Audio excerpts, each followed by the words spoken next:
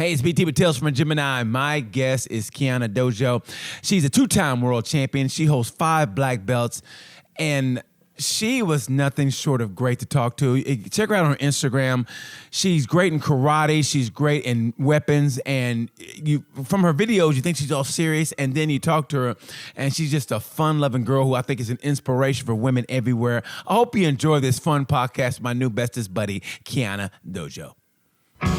And we got a new dude too. We got Peyton, just like Manning. So Peyton, do the time, Peyton. I mean, why to tell you what to do? 1, 2, 3. Hey, it's BT with Tales from a Gemini. And like I always do, I love my feed in Instagram, and I go stalking Instagram looking for a guest. And this guest always popped up on my Instagram feed. And she's doing karate, and she got weapons out. I'm not gonna lie, if I see her in the streets, I'm just gonna call my mama. I'm gonna call my mama, and then I'm gonna call law enforcement, because I don't want no part of this woman. Anyway, right now though, I have one of the coolest people I know so far, but she's a mystery because I do my homework and I couldn't find nothing but great clips on her. Let's welcome the effervescence of Kiana Daigneault. Hey, I'm so happy to be here. It's an honor to be on your podcast. You guys are honestly amazing.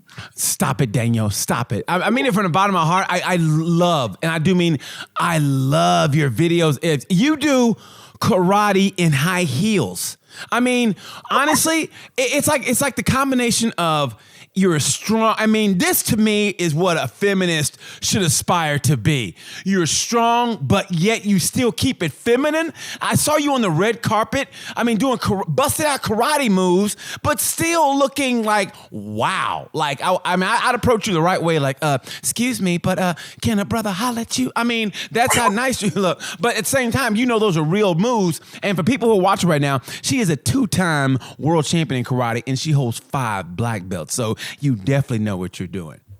Yep. I've been training my entire life. So when I came to a point of like, what have I done that what have I not done yet? And I was like, okay, let's try to do all this stuff in heels. Let's bring out my femininity side, because everything's so masculine, right? Martial arts is a very male dominant sport. And so I'm like, what can I do that's a little different, not too disrespectful, but kind of cool? I'm like, let's try things in heels. So then I started doing kicks and stuff in heels. At first, I almost rolled my ankle. I swear. It was really hard. I'm not saying I was born with this gift. I had to practice. But it was really fun learning. And I mean, I still have problems. Like some of those takes take like maybe 5 times because I lose balance so easily. You have to find a different sense of balance, because it's already hard holding your leg up and kicking and holding it for 5 seconds. Now put on a heel. It's a way different balance. So. Well, what you do is incredible. And to me, it's like you're the perfect mystery, because I like to do my homework on my guests and find stuff, and there was nothing. All it is clips, maybe 15, 20 seconds, and there's nothing. I'm like, and I know nothing about you, but I do know you went through it as a kid. Now, I don't even know where you're from. I'm pretty sure it's Southern California, right? Yeah, I'm from Orange County, California. And where exactly, or can you tell? Or do you want to tell? Because I don't want, Yeah, so everybody knows LA County. It's about an hour from that down south. Is it Newport Beach, Huntington Beach? Yeah, it's more like I kind of moved around as a kid. I grew up in Huntington Beach, but then unfortunately, my family, we lost our house and stuff a lot when I was a kid. The whole economy kind of went down, so we had to move around a little bit. So I went to Garden Grove and Anaheim and just kind of all around Orange County. Well, right there, when you said Garden Grove, and I go, this girl's tough, because Huntington Beach and Garden Grove together, Yeah. I mean, that is a hotbed. But what I want to get back to, when you were growing up, I know you were a dancer, but what was it like growing up for you? I mean, do you have brothers and sisters, and was it a hard upbringing? Exactly, because like I said, there is nothing I know about you, which I love, because we get to know each other right now organically. Exactly. Yeah. I didn't realize that I was so hard to figure out on social media. You are. You are. But like I said, that's a great mystery because I mean, obviously from your moves, you're not a wannabe. You are. I mean, you're the real deal. So people know that, but after that, they don't. And I think that's what makes you so intriguing. It's like, who's this beautiful woman who actually knows the moves, knows weapons, but yet and still like she's shrouded in mystery. I mean, and that's I think that may be your greatest trait is like, who is this girl? Oh, thank you. Okay, well, when I was a kid, I have one brother and one sister, but my brother and sister are a lot older than me. My sister she just turned 28 2 days ago, and my brother is 31. I just turned 21. So there's a 7 and Happy 10 birthday. year. Happy birthday. Thank you. And when was your birthday? When was your birthday? When was your birthday? It was August 7th, so it was 2 months ago. Oh man, I'll get you a present next time. Hey, I'm watching you. You better give me that present next time. I know. Trust me, I know. I see what you can do. I'll get you a present. Trust me. Don't say things you can't keep. No, but so my house was it was different. So my parents are still together. They're not divorced or anything. But we had to go through a lot of hardships when it comes to like money because my dad's an independent contractor. Okay. So it's either really good or it really sucks. Yes. And so like some Christmases, it was a little hard because like we didn't really have money or anything. I've never really been on the streets, but I have had to move different houses. So, but I mean, as a kid, I've always had to grow up a little bit faster because the environment around me was much more mature. When I was 3, I started to dance because I would not shut up. I would always sing and dance. And my mom was like, you need to do something. Yeah. I would not shut up to a Lizzie McGuire song when I was a kid. So my mom was like, all right, well, we're going to put you in dance. And so I started ballet. And I have honestly, like looking back as a kid, I have not stopped training since I was 3 years old. Because what's up? What? I think that's probably the basis of your balance and your karate. Because if you think about it, ballet, I mean, ballet actually is the foundation for like a lot of wide receivers. Lynn Swan was the first one to do that. A lot of football players, everybody. Ballet is the foundation. Maybe that's why you have such great balance and you're good on your feet in karate. Possibly. Everything goes together, so I wouldn't doubt it. I did a lot of different styles of dance though when I was a kid. I was training at the dance studio like 3 to 5 hours a day, 5 days a week. Like a little psychopath at 3 years old. Because I don't know, I just liked it. But I did tap, jazz, ballet, hip hop, contemporary. I did tumbling. I did, what else did I do? Oh, Polynesian. That was fun. Like like when they do Hawaii and when they do that dance like that? Can you do that like that? And with the I probably can't do it anymore, but when I was a kid, it looked good. Stop it. Stop. Guarantee you could do that. But I want to know is, okay, what was your favorite form? What was your favorite form of dance? I always liked jazz and I liked tap when I was a kid because I like to like make noise with my feet. I thought it was fun. I was like, da, da, da, da, da. I think your household is a lot of fun because if people don't know before, the reason she's in the car, she told me, listen, I got to do this in my car because my family makes a lot of noise. And the fact you said that. Loud. Even at 9 a.m., everybody's like, the dogs are barking. My sister's like, yo, Mom, where's my freaking laundry?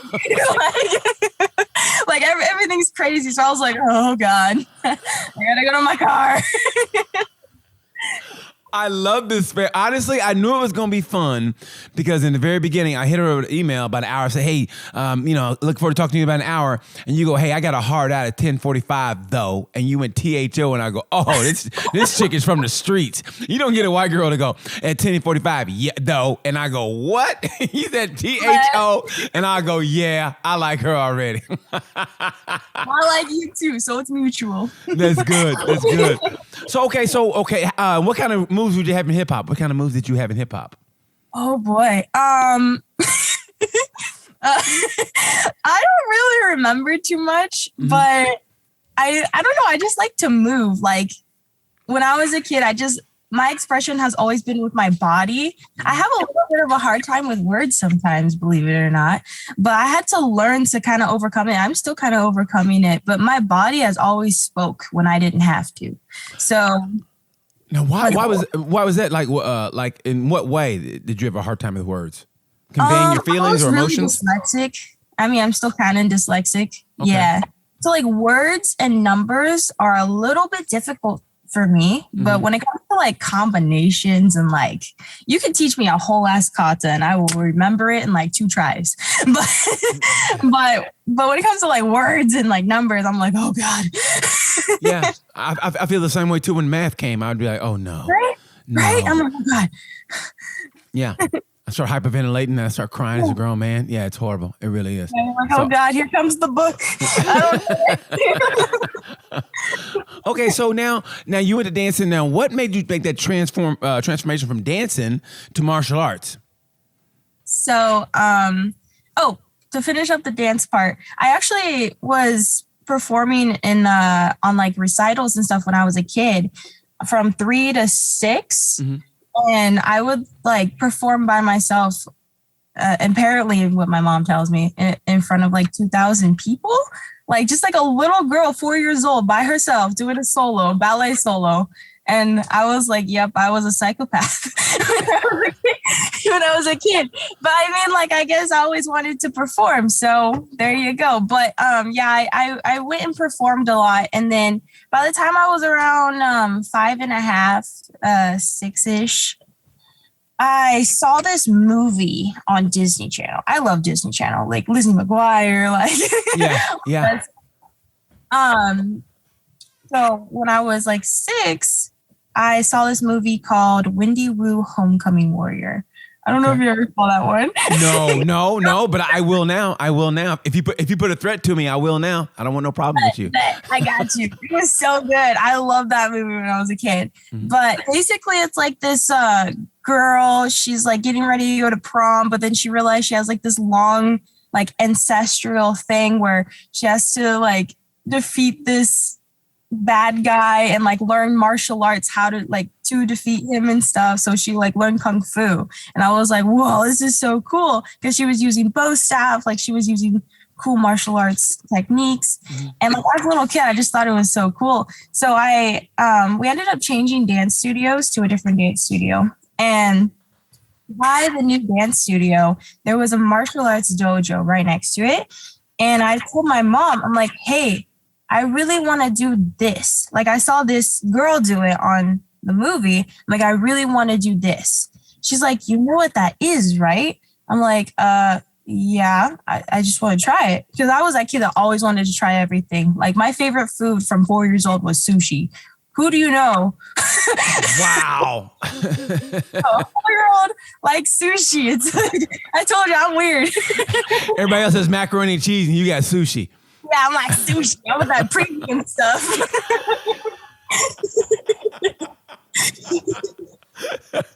You had higher taste when you were a kid.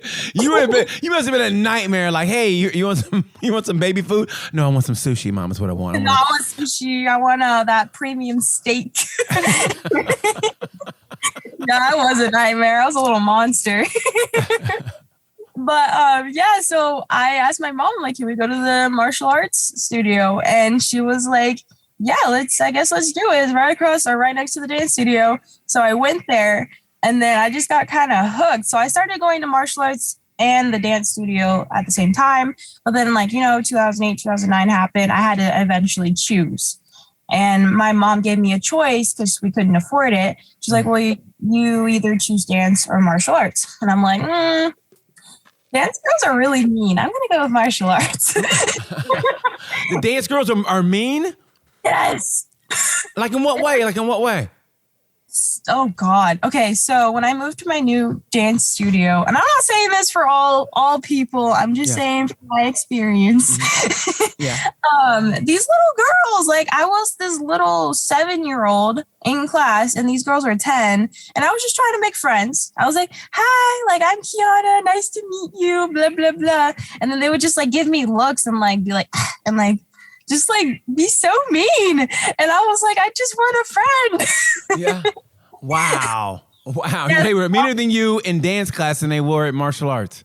Yeah, I was like, I don't like it here. Because, like, I don't know. When I was a kid, I always wanted to be around good environments. I never liked negative. Yes. You know? I can tell. Honestly, I could tell that from your videos. Everything about you is on a nice, good energy kind of thing. You you exude good energy. And I mean it from the bottom of my heart. Even though, you have with the weapons and you do your moves, there's just a good flow to you. Like, you seem like you're good people, good energy. Thank you. Yeah, I try to be. I've been through a decent amount of stuff in my life, and I'm sure that I'll go through more because life is inevitable when it comes to that. But I just always want to share my experiences in a positive way and bring like awareness to positive things, right? So when everybody always sees like the negative around everything, let's try to find a positive. Let's try to be grateful for that and ignore all that because it's not going to serve you anyways. Oh, that's beautiful. Like, now, what got you to that point of view? What got you to that mindset? Because a lot of time it takes a lot to find. Like, it took me a little bit later on in life, but when I did, man, it spoke to me. For me, it was in wrestling, and I knew this was before I got a couple years on you. So we didn't have the internet before that. Before when I was growing up, and I just remember I used to wrestle, and I found this article, and it was about the mental preparation. I know it sounds simple, but I never knew about that kind of mental preparation, what you got to do. And I read it, and it did wonders for me. And then it kept, and the older I got, the more I kept seeking. And then, more stuff came out, more books. So what was it for you that clicked, and how did you find that? Well, as I said, I was a weird little kid. So martial arts definitely helped and played a huge factor into my foundation and to not lose myself. I knew who I was because of my martial arts background. And I feel like that's people's first mistake of why they always choose negative routes is because they don't have a steady ground. They're kind of just up in the air. They don't have that one thing that if they start getting lost, they go back to. And I think that's so important in life because imagine like you're going through the hardest time of your life and you don't have that one thing to anchor you. You're going to get swept with the wave instead of just like enduring everything and knowing who you are. So I think the first thing for anybody is that they need to find something to represent who they are and something they're absolutely passionate about. And just because you didn't start it when you were a little kid doesn't mean you can't still find it. Like time it doesn't matter. Time is nothing compared to your life, right? You can go and start something right now and that could be your anchor. We never know. Well, I mean, I'm glad you found it, but and it sounds simple enough, and it really does. But man, the sad thing about it, a lot of people don't find that passion because a lot of people, they're followers and they're in a group, and what the group does, they do, and then they don't know who they are. And then let's say they get married or get in a relationship, and they still don't know who they are because they latch on to somebody else, and that's why a relationship is that important to them because they don't know who they are. And they don't know what their passion is because the thing in life is once you find that passion, it opens up so many other avenues. And I think that's where the positivity comes in. So, and correct me if I'm wrong, weren't you, and correct me if I'm wrong, please, like I said, don't be afraid to call me out of my bullshit. If you think it's whoa, you're full of shit, please call me out of my bullshit. But weren't you growing up? Just kidding.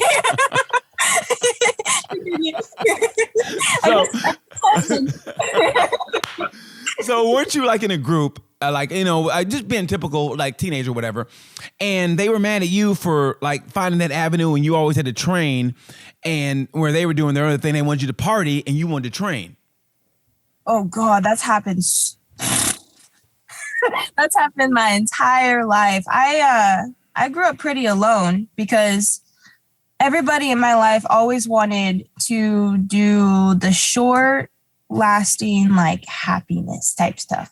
So it's kind of like, oh, let's go to a bar, or like let's go drink, or let's try this drug, or let's go to this party, let's talk to this boy. And I'm like, bro, I got nationals in the week, I can't do that. I'm like, I can't do that. And so a lot of my friends I'd be friends with for maybe like a couple months. And then I would constantly have to say no to things because I can't do it. I have a strict training schedule. I'm like, champs ain't going to make themselves. I'm like, I got to show up to class. I can't show up to class like as a teenager, like hungover and stuff. Like, no, that's terrible. Yeah. Like, why would you do that?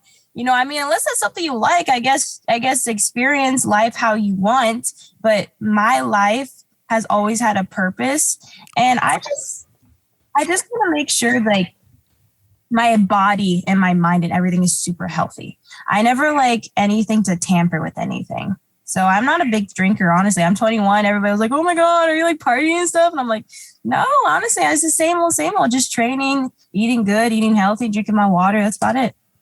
I think that is beautiful. To find that at such an early age, I think that's commendable because I mean, like you said, there's nothing wrong with that if that's what you want to do. But me personally, I mean, I look back now where I'm at now and I go, man, I wish I never would have gone to a dance club or a bar. I just think that's, I mean, and people who do it, don't get me wrong, I've been in that stage of my life, but looking back on it, I go, man, I wasted so much damn time, you know, around people. And no offense to them, but you know, they were going nowhere. I don't mean that bad. They were going nowhere. It's like you said, for that immediate gratification. Oh, we got drunk, and I don't really drink that much anyway. And so it's like, oh, you got drunk, you did this and that, but where did it get you in the long run? And that's, to me, what you're doing. I mean, you're a two-time world champion with 5 black belts. I mean, honestly, and those people you're with, no offense, but what accolades do they have? I mean I'm not going to name names. Yeah, this ain't a deposition, you know. You can name names. It's okay. I don't think I'm not naming names. I'm out this judge. Now, you know, what, is it 5 different forms of karate, is it? Yeah. So I know Taekwondo. I grew up in Taekwondo and Shotokan. And then Shotokan is also a type of karate. So there's like 4 types of karate, right? There's Shitoryu, Wadaru, Goju-ryu, and Shotokan. I train in Shotokan and Shitoryu. And Shitoryu also has another form, which is Shindo-jinen-ryu, which is kind of like influenced heavy by Shitoryu. So it's like, it gets confusing. But anyways, there's those 3. And then I do Okinawan weapons. So I'm going to get back to the karate, but how did you get into weapons? I mean, how did that come about? And if you guys get a chance after this podcast, please take a look at her YouTube channel. What she does with those weapons is unbelievable. Now, I can say that because there's a guy I train with. He's a former Navy SEAL, and he's into weapons too. So that's why I was really intrigued by what you do. I mean, how did you get into that? Okay, so I mean, as a kid, I just liked sticks. I liked bow staffs. I don't know. I liked weapons. It was fun for me. It was something that I grasped onto really easily. Yeah. And I just like had a huge inspiration towards weapons. I was like, I don't know, I just really like it. So when I was a kid, I started training weapons, I think when I was like 7 or 8. It was like a year or 2 after I joined karate. But yeah, I started training in weapons. So my first weapon was a bow staff. That's what actually won me the world championship in 2018, was a bow staff. Wow. But what's a bow staff? What is a bow staff for us uninitiated? Oh, a bow staff is like a 6-foot bow, and it's usually like 2 to 3 pounds. Okay. Kind of heavy. And did you hit somebody with it? Nah. Well, I don't know how it works. Well, so. I mean, if you train, it depends on how you train, right? If you want to train, sometimes we would hit like the bag and stuff, or like do combinations with each other. Mm-hmm. But how I won was a kata. I don't know if you know what kata is. No, explain to me. So kata is basically to kind of break it down and so people really understand, kata was invented back in the day before we had cell phones. So we had to remember our martial arts through a series of forms so that we could practice and then we can come back and actually train them and use them. So kata back in the day, it really wasn't this like dance or anything. Like it was literally just blueprints to all of the entire techniques. So eventually, when it comes to like tournaments and stuff, kata became a art form that is shown, and it's basically like a fight within yourself because they're blueprints to the actual fight scenarios. Wow. I mean, I find that fascinating because honestly, I mean, from where I'm at, and maybe somebody's like me, and there's no disrespect, but I just didn't know this part about karate. You know, all I know is like the basics, and you know, you got the gi on and ha and the moves and this and that, and every now and then you see the sticks, but yeah, I had no idea about this. I really didn't. I think this is great. Weapons, actually. So back in the day in Okinawa, that's where a lot of, at least that's where my style is from, right? Back in the day in Okinawa, I don't remember which year. Like, sorry, I'm a bad student. Yeah. I don't remember which year. But basically, the government did not allow civilians to use weapons whatsoever. The only people that were allowed to use weapons were the military. And so that's why you see things like nunchucks. Nunchucks was supposed to use, like they're supposed to be used for like to get rice. Or you see kamas, right? Those are to like use for grass. Or a bow staff is just a stick. Or a eku, which is like an oar, that's to go like used for paddling a boat. All of these weapons are common items that the government wouldn't suspect. So the people, to protect themselves, they were learning how to fight with weapons, but they were everyday objects. That's why you don't see like throwing knives or guns or like things that are so obvious, because then they would get in trouble. Wow, I love that, especially with the nunchucks. So what were the nunchucks used for initially? They were used for like getting rice, like taking the rice off and like harvesting them. Are you good with nunchucks? Are you good? Are you good nunchuck skills? I feel like I'm pretty good, but I love how everyday things that they use as weapons. Mm-hmm.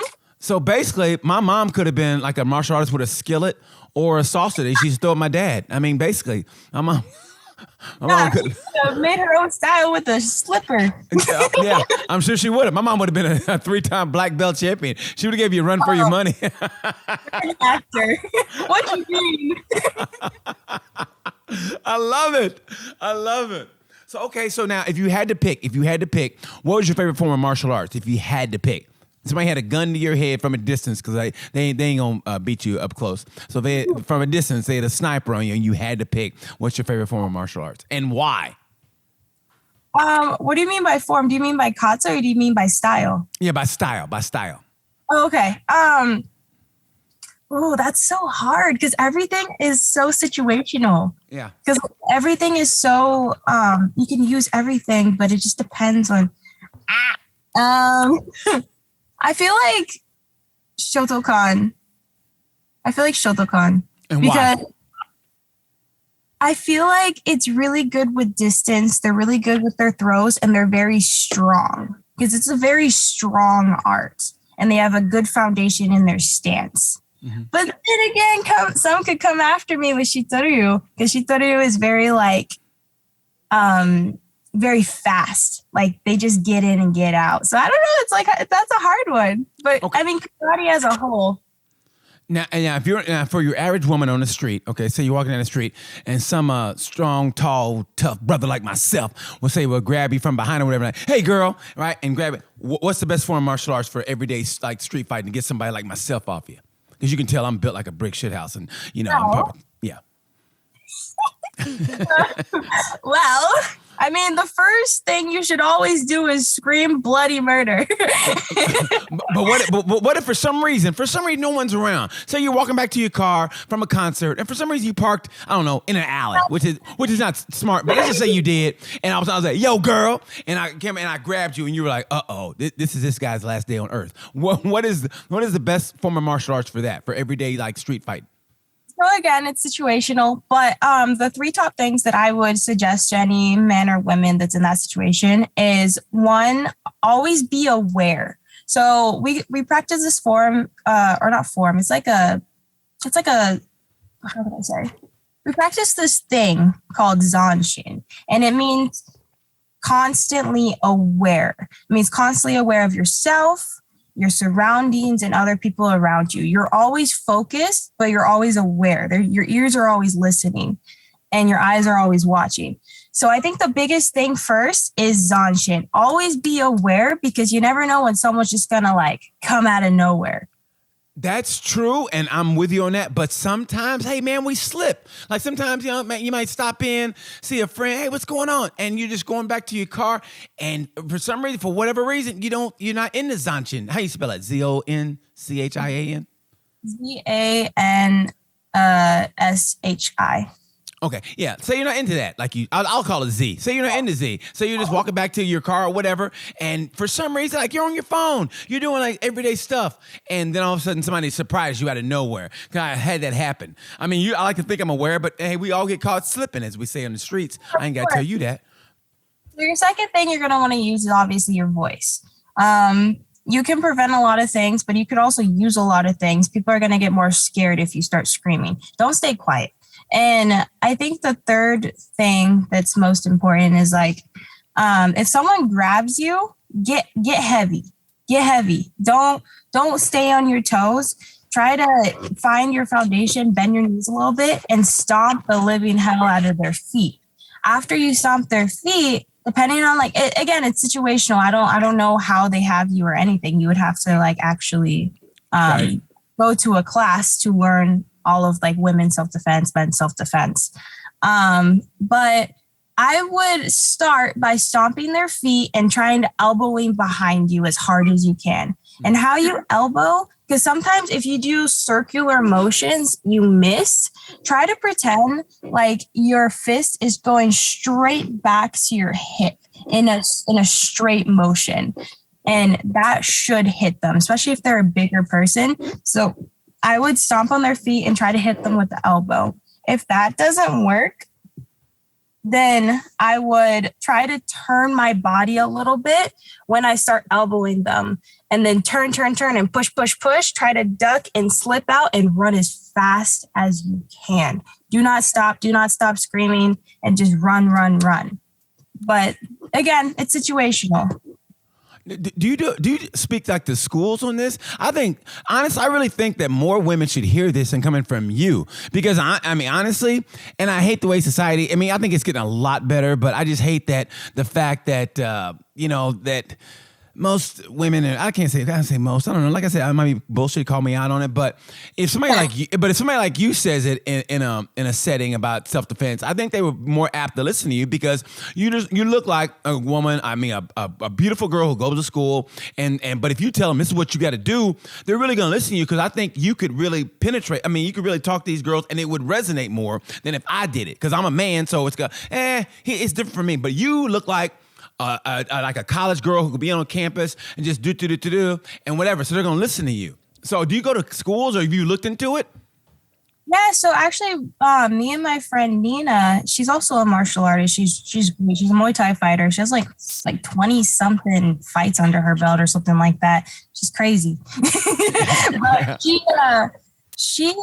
we were talking, and we actually want to start doing that, because we really want to make a difference and help people, especially with just like awareness and things that they could do, because there's so much stuff to prevent things that people aren't really just aware about, because they're not aware of their own body.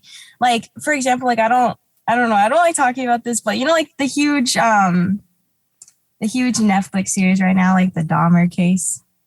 Yeah, I haven't watched it. I probably won't, but I know what you mean. But I know what you mean. Yeah. Yeah. So like, there's bad people out there, obviously. Of course.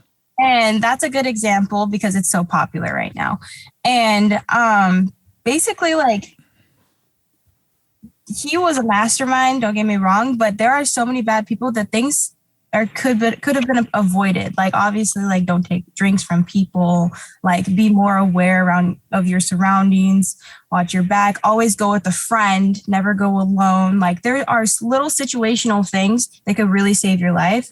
And me and Nina are actually working on getting all of this like curriculum, like this entire program together. And we really want to go to schools and teach little kids like anti-bullying stuff. We want to go to colleges and teach women like women's self-defense and men too. But I mean, it's more commonly in women that they get attacked because they're little. And we just like, we want to make a difference. We want to use our martial arts for the best. I think it's beautiful. And like I said, no, I think you should start. I would say start sometimes, maybe sixth grade, because if you start when they're little and then it'll resonate more as they get older, maybe sixth, middle school, sophomore, high school, and especially college, because I know things get wild and sometimes people, they get away from home and they're like, they get a little wilder. And man, when you go partying and, like you can't trust anybody. And I think the worst people are the ones that act like they're cool. And it's like, and next thing you know, man, you're a victim, before you know it, you're a victim. And I always tell people this, I said, if I ever had a daughter, I hope she would look like her mama said to me, but if I ever had a daughter, one of the first things I would teach them if I had a daughter is teach them a straight right. And I want them to listen to somebody like you, like with the elbow, a sharp elbow to the nose, a good straight right to the nose from somebody. Let me tell you something. Go ahead. No, go. No, I was just making a comment, or to the throat, or like. Yeah. You teach them that when they're young, and I think it stays with them. And you can get a great reputation. If you're in sixth grade as a girl and you get some boy says something or he puts his hands on you and you get a straight right, that reputation will last you for at least 2 or 3 years. Then you got to go to middle school, and then somebody's going to try you then. And then, another bam, okay? That reputation going to last you till maybe high school, and then by then some other dude's going, I'm going to try her. And then bam, and then, after that, then, guys get a little older and bigger, and you got to, perfect your skills. But I just think what you're doing is needed for girls. I'd rather them go to one of your classes, have somebody like yourself, a beautiful girl, teach you how to defend yourself, than watching that bull crap on TV like the Housewives or wherever the hell. You know what I mean? Yeah, I got you. I mean that.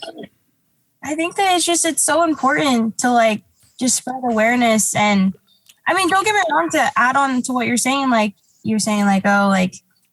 it's people can become wild in college. And like, I feel like everybody goes through phases, and it's okay to go through certain situations. It's just, don't be sacrificing any morals while you're going through those fun memories. Cause people can make memories and have fun and do all this stuff, but like, just don't be dumb. Don't go to a party with 4 people and then leave with one person you don't know. Just don't be dumb about certain situations. Be smart. Be like, use your brain a little bit, even though they might be intoxicated. Just be like, no, I'm staying with my friends tonight. And even if you don't have that self-control, tell your friends. There always should be one kind of sober one. Tell your friends that if I leave with somebody, or if I'm starting to, we're going home.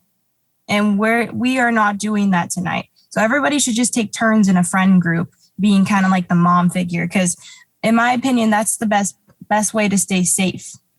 Like, they could have fun too, but just don't get wasted. Don't get, See, I think it would resonate more with somebody like you because you're their age, you're 21, you've been through it, and you found your why, you found your purpose.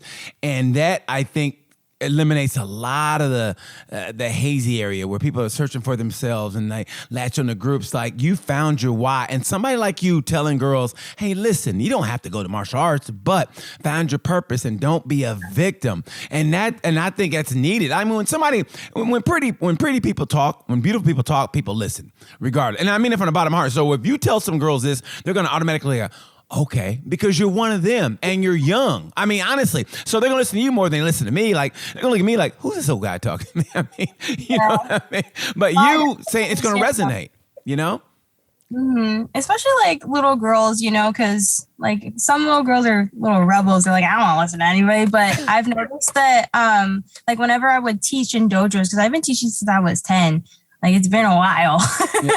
But I would teach like these little kids, and like the male senseis could never get to them. And then I would always just talk with them because it's a different approach. Everybody's different. Some people you got to be a little hard on, and then other people you have to be more soft and understanding. But I would always get to the girls. I would always try to figure them out because everybody's always so complex. And eventually then they would start listening. And I was like, hey, yo, sensei, I need a raise. Well, that's what I'm talking about, because that's representation.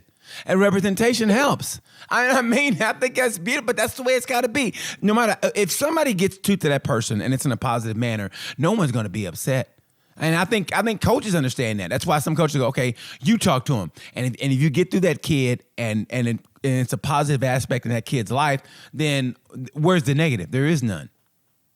And I mean, like, honestly, if teaching and going and helping these kids is really a huge, like, you look back at yourself from when you were a kid and how you are, because kids change everything. Kids change even when you're a parent. When you have a baby, right, you're going to want to have the best version of yourself in the baby. So all that stuff, all that bad habits, negative thinking, self-doubt, all that talk in your head, it's going to affect the kid if you don't nip it in the butt. I mean, obviously it's easier said than done, but I feel like when you have babies or you're around kids, you're more self-aware about how you talk to yourself, because little kids are just like walking sponges.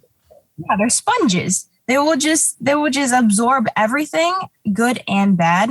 So yes. I think when you step into that teaching role, you really got to think and be like, dang, I have this and this and this, and these are issues in my life.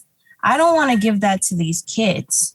So how can I better myself for the next generation? How can I better myself to have a better next generation and maybe not go through all the stuff that I've been through? That is the attitude I'm talking about. I mean, that people, the big thing now in comedy or whatever, they always talk about, the kids. You need to tell, be honest with your kids and blah, blah, blah. And I'm like, man, you know what?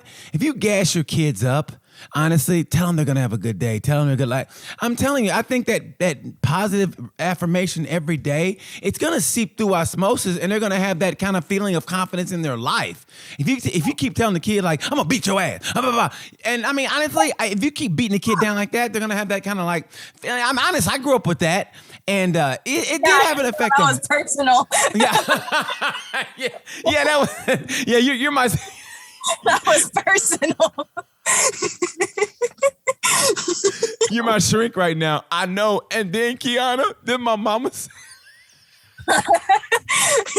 And your mom is Sensei Sandal. Where she's coming at you with that sandal. She's a grandmaster. I know. I'm coming out to you. I start crying. And then Kiana, when I was 7, and you're like, what the hell kind of podcast is this? Like, oh man, this took a twist and a turn. I know. This took a turn for the worst. Okay, we're gonna switch gears here before we get out of here. I said. Okay, we're gonna switch gears here. Now, what I want to know is, when are we gonna see you in the octagon or fighting, or maybe have a Muay Thai, or is that your thing? I don't know, because honestly, people say Bruce Lee was the greatest, but we never actually saw Bruce Lee fight, like, in a real fight. So, I mean, is that something you want to do? Because honestly, for some reason, I look at you and look at your videos, and I just feel like you're like a Ronda Rousey 2.0. That's when I see you. So many people say that. I do. You have that kind of look about you, and you're, like I said, man, your moves are so good and precise. But there's something about, I mean, that's different also. But I think Ronda Rousey 2.0. So the question is, do you want to fight? Or, I mean, a lot of times it's not for everybody. So I am not opposed to anything. I never know where life is going to take me, right? Mm-hmm. One day I could wake up and be like, I want to be an MMA fighter. Or one day I could wake up and be like, I want to go towards WWE. Mm-hmm. Currently, right now in my life, mm-hmm. I'm going towards the more WWE entertainment side of things. I like to entertain and perform more so than get my ass beat. But would you get your ass beat though? I mean, honestly, would you? I mean, you've got great skills, but how are you on the ground? Like, what's your weakness right now? Probably my groundwork. I mean, I don't know so much of. I've had like 3 jujitsu classes. Like I don't know so much stuff on the ground, but I am learning with like wrestling and stuff. But yeah, I would say that I never know where life takes me. Everything's up in the air. But as of right now, in my current life, I'm definitely wanting to go towards WWE, be on NXT, be on the main show. And that's somewhere that I want to go for a career. And now, have you ever taken like a shot, like a good shot, the kind of like you ever been hit before, like hard, the kind of hit where you go, okay, maybe dancing again. I mean, have you ever taken it? And who did it? Who dished it out? I used to spar a lot and compete a lot when I was a kid. Mm-hmm. And there were sometimes these girls, they were psycho. They would just full on like knock me. And I like one time it was so bad that I like fell to the ground. And I was like, that's not legal. I'm like, bro, you're in the wrong cage, man. But because my style was point sparring. So we never fully connected. So I definitely got hit a few times. And I was like, I'm too much of a baby for this. I'm too sensitive. You think so? So if you think you got a really good hit, like that's not for you. Yeah, I mean, it really takes a special someone to be a professional fighter because it's so much mental. It's so much like these fighters go through so much every single day, and it's their love, it's their passion. And you got to have a switch. You got to be like this nice, bubbly person, and then you got to switch it off and be like, I'm going to kill someone. So yeah. Personally, I don't think I have that internal switch where I can just switch it and be like, I want to kill someone. I'm a little nice. I always care about my opponents too much, more than like myself. Yeah. Yeah. So I think that as of right now, I mean, if I'm trained, I could probably go towards that game. But as of right now, I'm going to stick with the entertainment side. I could be crazy one day and be like, yo, MMA, but yeah. Right now, more WWE. Now, is there a form of martial arts that, like, I'd say scares you, makes you go, no, like, I definitely don't want to do that? I mean, all martial arts is a little intimidating in itself, but I don't say that it's really scary because you're not going to be going up against a black belt when you're a white belt, like when you join, you know? Right. I think that one of the scariest martial arts in general is probably jujitsu because they do a little bit of high ground work or high, like up, like standing work, and then they go to the ground. And when they go to the ground, I've seen some people so fast, just like boom, like get them in a submission. And that's scary when you don't know how to roll and you don't know how to move on the ground because ground game is so different from standing. Right. And you can move and throw some punches and kicks, but when you go to the ground and you're with somebody that knows what they're doing, that's terrifying to me. Well, I would love to see you. Honestly, I think you should go. I mean, you have you definitely have on the feet. I would say for the next year, I'd say do more ground and see if you really fall in love with it. Sometimes it takes a while, and then you're like, oh my God, I love that. And then you could be like a triple threat, I think. I think you'd be great. I mean, give it a try. That's what I say. Give it a shot. And like I said, I know getting punched in the face ain't for everybody. But because you're also, don't you want to be an actor, or do you want to be an actress? Yeah, so I've actually been an actor since I was 5. But it was a little on and off because I wanted to get my black belt when I was like a teenager. I wanted to finish high school. I actually finished high school when I was 15 and a half because it was like a self-paced schooling system. So I just got all my work done. Nice. Yeah, so I got my education, I got my black belt, and then I continued to go to be on Team USA and fight. I went to the World Championships. I obtained 2 world titles, 3 national titles, and like a lot of international titles. I don't know. There's just a lot. If I'm gonna be honest. Yeah. But yeah, I wanted to do all this stuff. So I put acting on a back burner for a little bit. But now that I'm older and I am looking like, okay, what do I want to do with my life? I definitely want to go full-fledged into my acting. I have been going full-fledged into my acting. And I've developed this new purpose through passion is also like pro wrestling. I love those two so much. That is definitely who I am. Because I've always been a performer since I was like, when I was 3 years old, 2 years old, Lizzie McGuire. Yeah. So that is definitely the journey that I'm on right now. Stunts, acting, pro wrestling, just that path. Because you like performing. Yeah, I like performing. I like making a difference. I like inspiring others that no matter where you come from, you can do it too. It doesn't matter if you're poor, if you're rich. Take all that stuff aside. It's all about mindset. Yes, it is. Yes. Okay. So tell me, why don't you on your videos on Instagram and YouTube? Why don't you talk more? You're seriously. You have a bubbly personality. You have great videos, but I don't know what you sound like until now because of this. I've been working on it. I was getting nervous. I get nervous, honestly, because I'm like, what should I talk about? Okay. And then I blank. No, you're fun. I know you're fun.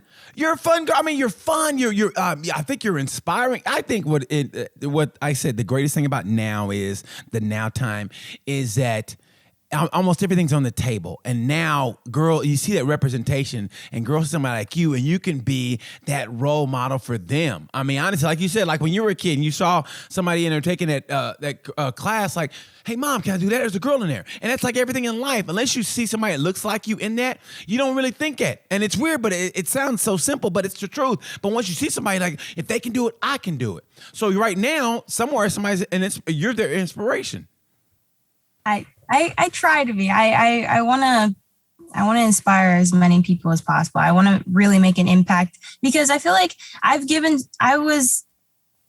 can I say this? I was given so much as a kid when it comes to life lessons and martial arts and just so much knowledge that has been given to me. I want to share that knowledge so that other people can learn it too. And maybe it could impact their life, maybe not. It just depends on what you want to take and what you want to leave. But I feel like it's just going to go to waste if I don't share it. And I think that you're absolutely correct. I need to talk more. You do. You really do. Because that personality of yours needs to come. It needs to be seen. Because honestly, you're a gold mine. Everybody I have on the show that I just see something in them, and it may sound like I'm saying it to everybody, but when I say it, I mean it. When I say gold mine, they're a gold mine, and you are a gold mine. You got the moves, you got everything. You got this great personality. You're a beautiful girl. It needs to be shown to the world because, everything you have. Boom, you have personality. You have bam. You have the it factor. And how tall are you, by the way? How what? How tall are you? How tall? I'm 5'2". Okay. You have everything but height, but it doesn't matter because because you're tall in personality. How about that? Yeah, my personality's big. Yeah. Now, what was the greatest life lesson that you've learned from martial arts? The greatest life. If you, I know you learned a lot of lessons, but what's the greatest one that resonates with you to this day? You always have a choice. So you're always given two choices, either dwell in it or learn from it.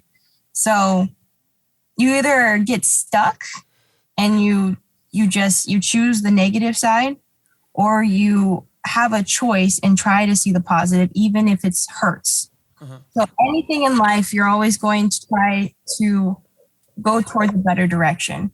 And as a saying, I made up this saying towards my black belt test. I said, I think it's like somewhere in the world too, but I don't know. Great minds think alike. But it was like, how can I remember? It was like, live life as a black belt through white belt eyes. So it means have foundation, be a badass, know yourself, but also be adaptable and learn. Don't be afraid to learn new things. Don't be stuck up and have a huge ego. Actually be humble and learn. You don't know who can teach you. I have learned more from my kids, my little kids, like in the dojo. I don't have kids myself, but my little kids, than I have from some teachers. You can learn something from everybody. You just have to be willing to listen. Yes. I'm a firm believer in that. Never underestimate anybody. Listen to everybody. You can learn. You can pick out something from everybody that applies to your life. And you go, I like that, no matter who they are. Never underestimate where you can get that knowledge from. I'm a firm believer. Until you die, you always learn it. At least you should be learning until the day that it's over. And when it says bam, flatline. Yeah, exactly. Yeah, I think you should. And okay. And before we get out of here, what I want to know is, and I don't, you can deflect this, but do you still have the same boyfriend, by the way? Oh, you were digging.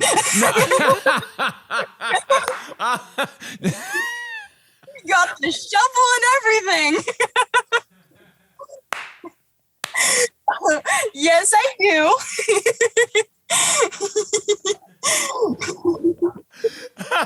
I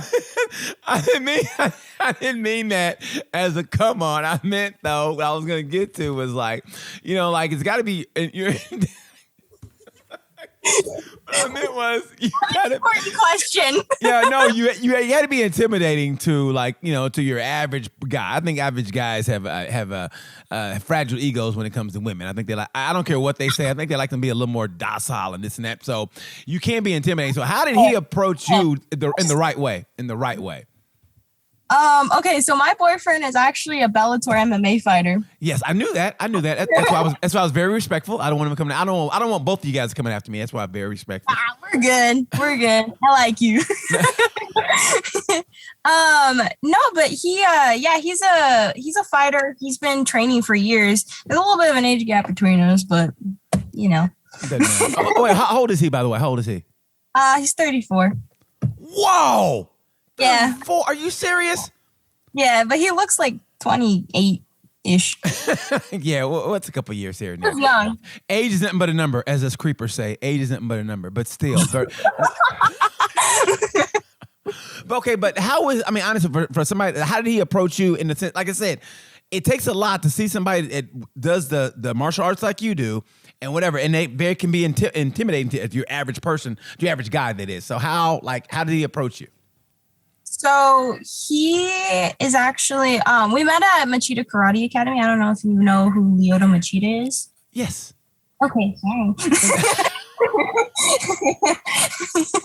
But anyways, we met at Lyoto Machida Academy in Florence. And my sensei is really close friends with Lyoto's brother named Shinzo. So he kind of came to our dojo at Geninkai and was like, hey, I'm having a super seminar. You guys should come. So I was like, okay, bet. So I went to their super seminar. I think they're actually going to have one in this next week or in a couple of weeks. So they're going to do that again. It's funny you bring it up.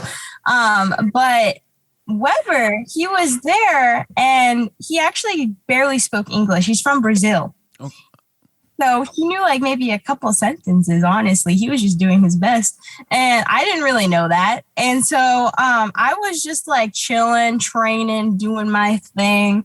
And then he kept staring at me. I told him, I'm like, I thought I was doing something wrong. I'm like, stop staring at me. But we ended up talking and meeting. And then we just started talking. We became really good friends. And then later we just because at first I was like, he's kind of old.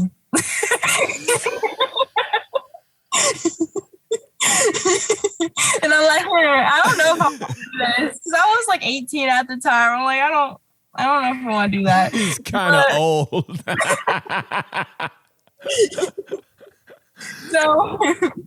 So I was like, yeah, I don't know if I want to do that. But then I was like, we click really well together. We match so well on everything. So I was like, okay, I'll give it a shot. And so it's been a little over 3 years ever since. So that's good, man. I think that's hilarious. I love it.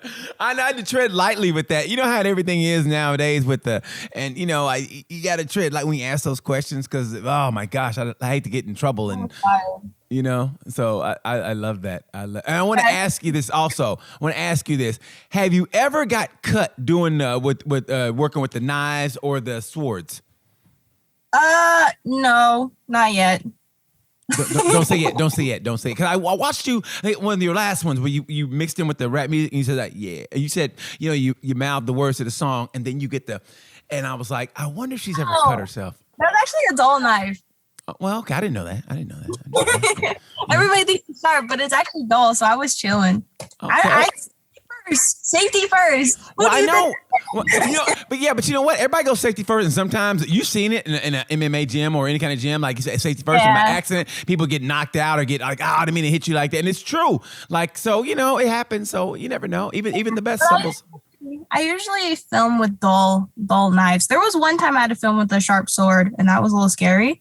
But other than that, I usually try to just be safe and like film with dull weapons. Okay.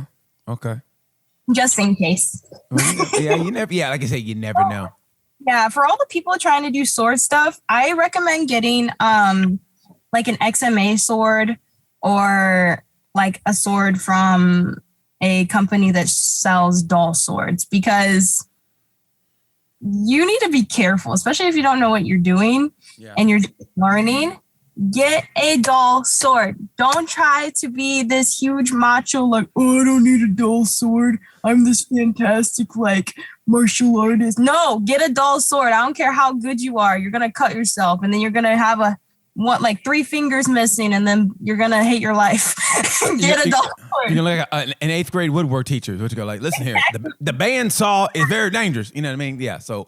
Yeah. Exactly. I don't care how good you are. Get a dull sword. I mean, some people are really good. I guess it depends on the situation. Like, I know that one of my friends, he likes to like do like a sword thing where he slices things in like midair, and that's fine. But I'm talking about when you start doing like the flippies and like you know, and like the fancy dancy stuff that I do sometimes. Yeah.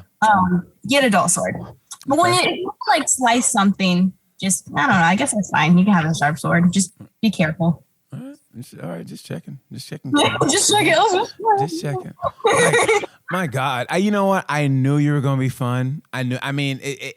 But here's what I want you to do. From here on out, I think your videos are great. But every now and then, it doesn't be a big thing. But on your Instagram or whatever, just show a little bit of this side. I mean, because this is wonderful. It really is. I mean, because in a way, it is intimidating seeing your videos. Like, man, should I ask this girl? And I was like, you know what? And you know, you had no idea, like the courage it took just to hit you up on the email, like, whew. And I was like, you know, like, hey, I want to be on my podcast, please, you know, and send. You know what I mean? Because you see your videos, like, oh, this girl can kick ass, and then you see this, and you're like I said, man, you're a gold mine. You're wonderful. You got a great personality. Show a little bit of that. Show. I mean, I think your videos are great, but show a little bit of this. This is wonderful, and I mean that.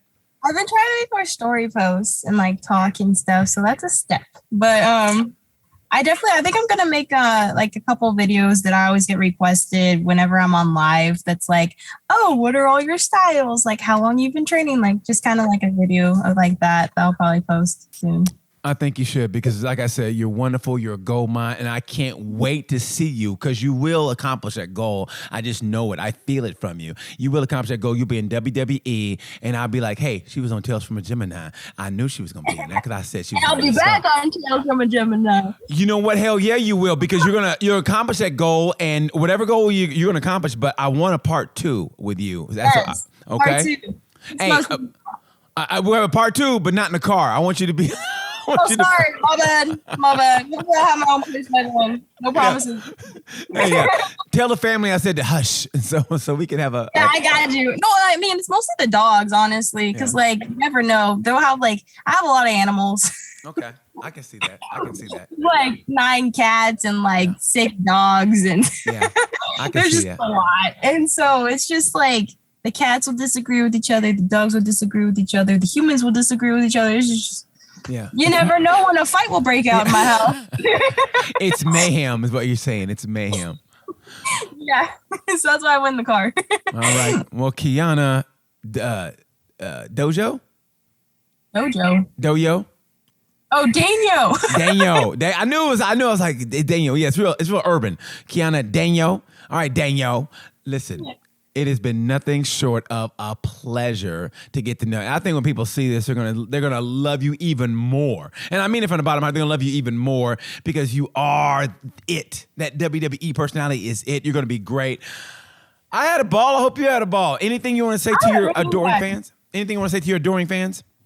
Okay, so me and Weber always say this to little kids, and it's a good affirmation, but after and before every class, we always say, you're strong, you're smart, and you can do anything. So always keep that mindset whenever you have any type of doubt.